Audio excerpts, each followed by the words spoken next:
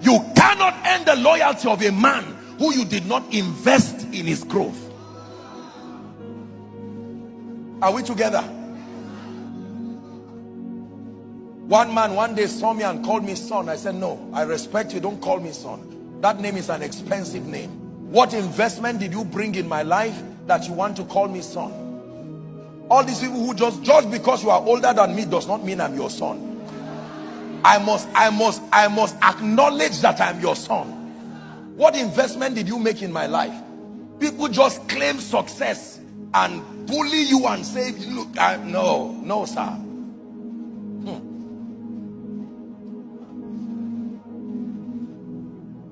Are we together?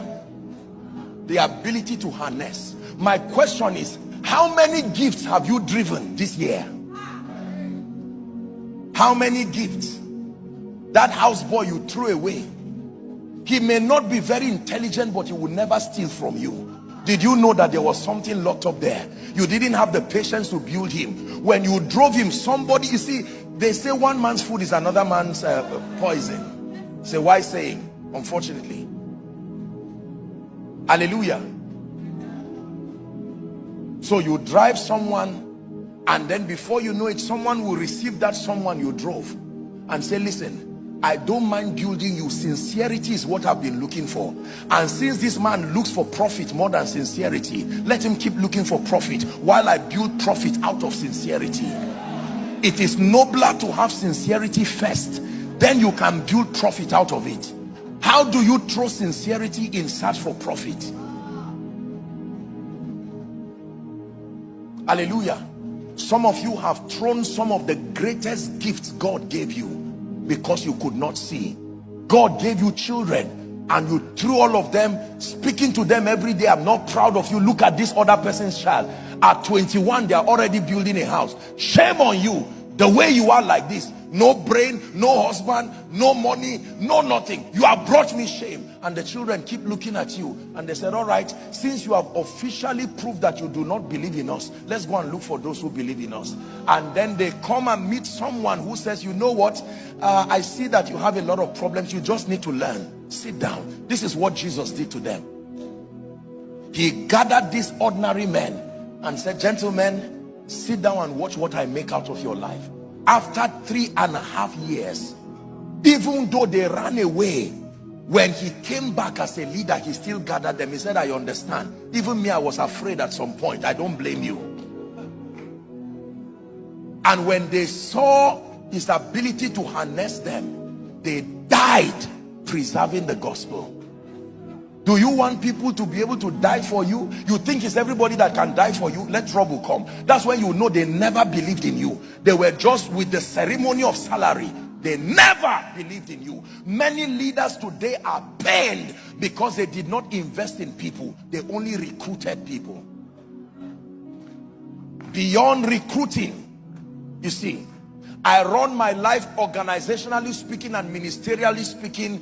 I turn everybody under my care. It doesn't matter whether you are coming as an employer or you are coming as a son, as a daughter. It does not matter. I give them a family mentality so that beyond money, they know they are stakeholders in this vision. I invest in them beyond what they receive.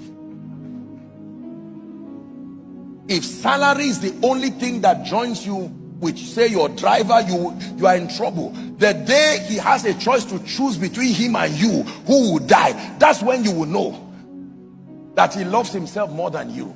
It is amazing how we magically believe as leaders that just because people say daddy, mommy, automatically they are loyal to you. Loyalty is an expensive product. You buy it with years of investment, not inheritance. Are we learning this morning? Yes, sir. I once met a gentleman, true story, I think 2 or 3 years ago. I met him. I had preached years ago in their university, somewhere in the northeast, and he got born again in that conference. Later would become the president of, I think, the FCS or so, and then had long graduated, set up a real estate company. And then one day, he comes to me, I'm done with service, seeing people, And he says, can you remember me? So I said, not exactly. And he tells me that story and says, today God has helped me. I own a real estate company. I just brought something to come and tell you thank you. Don't be annoyed. That gentleman, when he was getting saved, he did not look like it. But since you were part of his history, you qualify to be part of his future. If you were not there when I was hanging in the cross, please, when you see me sitting at the banquet, don't come, because you are certainly not invited. I'm saying this so that many of us will start making adjustments now. There are people you need to call to say, come, I can still work on you. Come back, come, I can work on you. You are very hardworking, but I see that this tendency for stealing, okay, let's work on it. Go and fast for 3 days and come. You are here for business, but I will deal with this spirit of stealing. The ability to extract evil and separate it and keep the good is mastery of leadership. That you can see people and say,